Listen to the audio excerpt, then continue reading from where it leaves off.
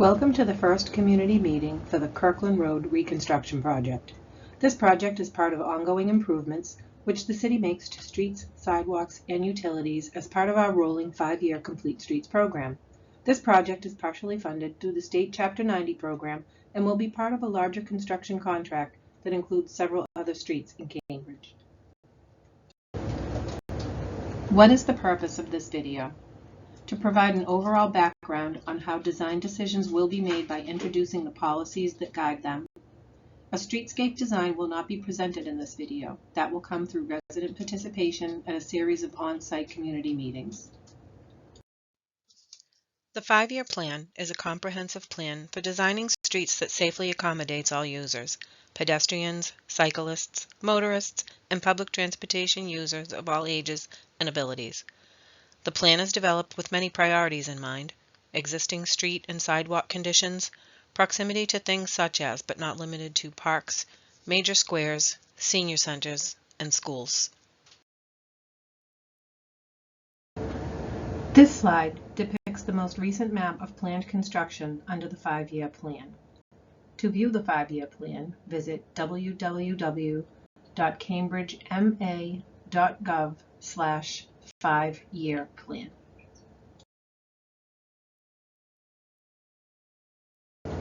The City Council adopted a Complete Streets policy in 2016. Complete Streets is an approach to planning, designing, building, operating, and maintaining streets that enables safe access for all users who need them. Vision Zero is another important policy adopted by the City Council in 2016. Vision Zero recognized people make mistakes, so policy and design should ensure those mistakes do not result in fatalities. As part of this effort, the City of Cambridge has reduced speeds on most streets to 20 miles per hour. For more information on the city's Vision Zero policy, visit www.cambridgema.gov/Vision Zero. The elements shown on this slide are utilized by engineers, designers, and planners to achieve the goals of the policies adopted by the City Council. The Cambridge Growth Policy and Vehicle Trip Reduction Ordinance places an emphasis on sustainable modes of transportation to promote livability, improve air quality, and reduce gas emissions. Bus stop design must follow MBTA standards to ensure access to the bus by people of all abilities. The Cycling Safety Ordinance, or CSO, is intended to provide bicyclists of all ages a comfortable space to ride. Separated bike lanes have buffer space and physical barriers between the bike lane and parked and moving cars.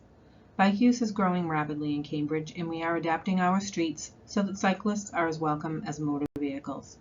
For more information on the Cycling Safety Ordinance, please visit www.cambridgema.gov/cycling safety ordinance. All these policies and plans provide a basis for our design process in a general sense. We then work with residents on detailed design options for specific projects, as each project is very different in terms of their opportunities and constraints. We take all this information, in addition to input from the community, and develop a scope of work for improvements. How do all these plans and policies translate to specific street and sidewalk designs? Starting with accessibility. Why is accessibility important? Number 1, it's the law. Both federal and state regulations cover the construction of sidewalks and require newly constructed sidewalks to be accessible. And number 2, and more importantly, it's the right thing to do. We want our sidewalks to be as inviting and usable as they can be for people of all ages and abilities, people using wheelchairs, walkers, or pushing strollers. The CSO directive, guided by the vision of the city's bicycle plan, informs roadway infrastructure projects in Cambridge. We strive to make the streets safe and comfortable for people of all ages and abilities. All these policies and plans provide a basis for our design process in a general sense. We then work with residents on detailed design options for specific projects, as each project is very different in terms of their opportunities and constraints. We take all this information, in addition to input from the community, and develop a scope of work for improvements. How do all these plans and policies translate to specific street and sidewalk designs? Starting with accessibility. Why is accessibility important? Number one, it's the law. Both federal and state regulations cover the construction of sidewalks and require newly constructed sidewalks to be accessible. And number two, and more importantly, it's the right thing to do. We want our sidewalks to be as inviting and usable as they can be for people of all ages and abilities, people using wheelchairs, walkers, or pushing strollers.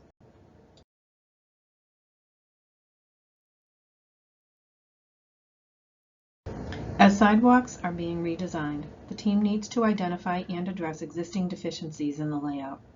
Federal ADA regulations require that at existing pinch points, such as at street trees, hydrants, utility poles, the city is required to provide 36-inch minimum compliant sidewalk clearance between these fixtures and the back of the sidewalk.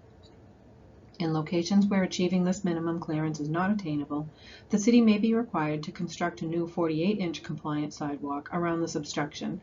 This is achieved by constructing a bump out around the obstruction and into the roadway. Curb extensions have many benefits, including reducing the crossing distance, improved accessibility, preventing vehicles from parking within 20 feet of the intersection, all of which improve the visibility of both pedestrians and drivers.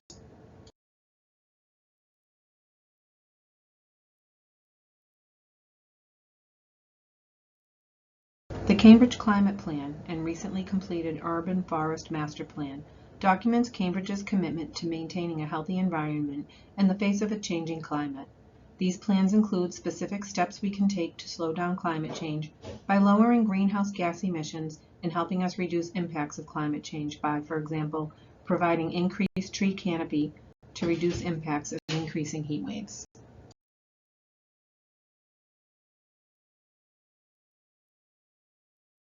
Green infrastructure, or GI, is part of Cambridge's efforts to improve the quality of stormwater before it is discharged from the local drain system into the Charles River or Alewife Brook. GI refers to a variety of techniques which use natural processes, such as specifically selected plants and soils, to promote infiltration of stormwater into the ground, or to remove pollutants such as phosphorus from stormwater. The city has successfully implemented GI on a variety of roadway projects, ranging from major corridors like Western Avenue to residential side streets in West Cambridge. We are committed to incorporating these types of environmental improvements into smaller projects as conditions and space allow. The plan shown here is the existing condition survey plan and will be utilized as the starting point for design. It is important that residents who live along the street share their specific needs, concerns, observations, and feedback to the city to assist in addressing street-specific concerns of everyday users. We are starting a community process to gather ideas, information, and feedback. Please take this brief survey to tell us about your experience on Kirkland Road. We will consider all feedback we receive and not just survey responses. To take the survey, visit www.surveymonkey.com/r/Kirkland Road. This concludes our presentation. If you have any questions regarding the project, please contact the following. For project-related information, contact Melissa Miguel, Supervising Engineer, at 617-349-9351 or email mmiguel@cambridgema.gov. For traffic calming information, contact Juan Avendano, Traffic Calming Program Manager, at 617-349-4655 or email javendano@cambridgema.gov. For community relations information, contact Linda Spencer, Project Administrator for Community Relations, at 617-349-9734 or email lspencer@cambridgema.gov. Visit the project page at cambridgema.gov/departments/public works/city projects/2024/Kirkland Road Reconstruction Project to sign up to receive future updates and notices about the project by clicking on the Contact tab. Thank you, and we look forward to hearing from you.